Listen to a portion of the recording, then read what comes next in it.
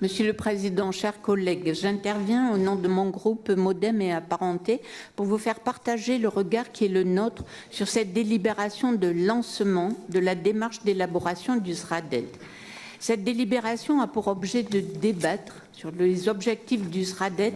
Comme son nom l'indique, le SRADET porte sur les enjeux d'aménagement du territoire, de développement durable, d'égalité des territoires.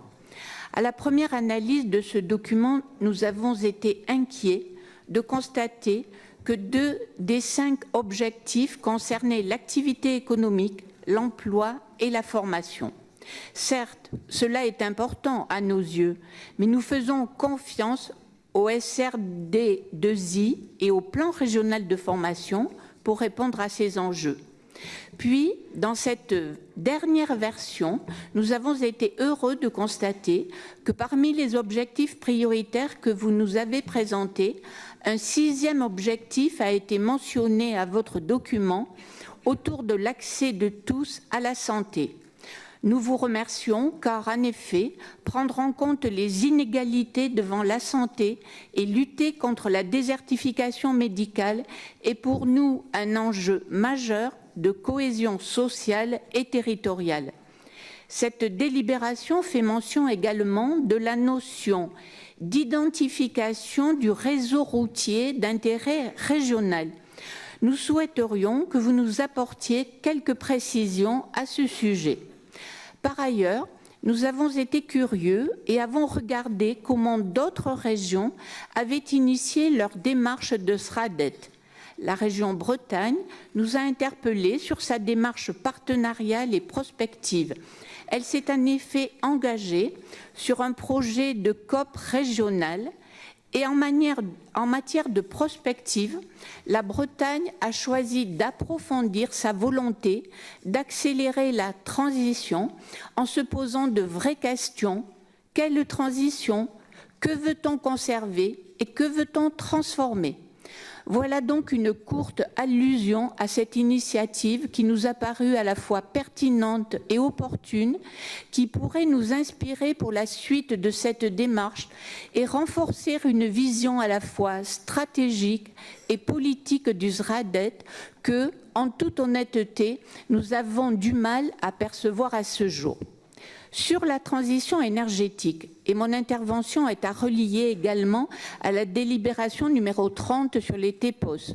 Je considère que toutes les démarches volontaristes que vous portez, Monsieur le Président, s'inscrivent pleinement dans une approche décentralisée des problématiques énergétiques territoriales et la subsidiarité en la matière s'impose, j'en suis convaincue.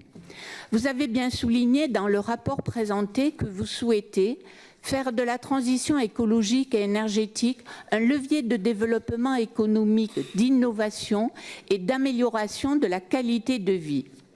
Je me réjouis par ailleurs que Monsieur le préfet de région, dans sa lettre du 7 février dernier, rappelle, je cite, « Les objectifs du SRADET sont le moyen d'accélérer le déploiement ambitieux de toutes les énergies renouvelables en adaptant de façon réaliste ce déploiement au potentiel et à la diversité des ressources énergétiques des territoires, tout en favorisant l'appropriation locale de ce développement. » Cependant, Président, force est de constater que votre démarche ambitieuse, que je soutiens et que nous relayerons, est loin de rencontrer en réalité sur nos territoires le même soutien de la part des services de l'État. Je ne vous apprends rien quand j'évoque le fait que l'instruction de diverses autorisations pour la mise en place de projets locaux visant à promouvoir l'utilisation des énergies renouvelables pour l'éolien, l'hydroélectricité notamment. Cette instruction donc est très souvent freinée, voire stoppée par l'État au motif très paradoxal de considérations environnementales. Aussi, je souhaiterais, Monsieur le Président, que la région fasse clairement positionner les services de l'État sur leur vision de la mise en œuvre de la transition énergétique au niveau local.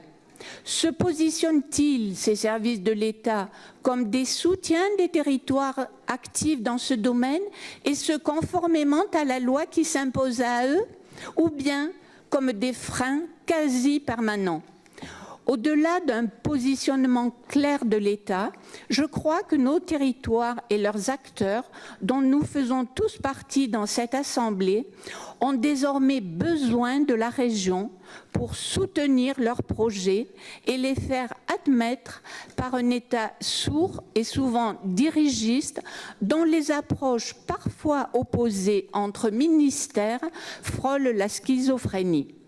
On ne peut pas être favorable aux énergies renouvelables, à la préfecture à Bordeaux ou à l'ADEME et être contre à Pau ou à Bayonne dans les directions départementales des territoires et de la mer.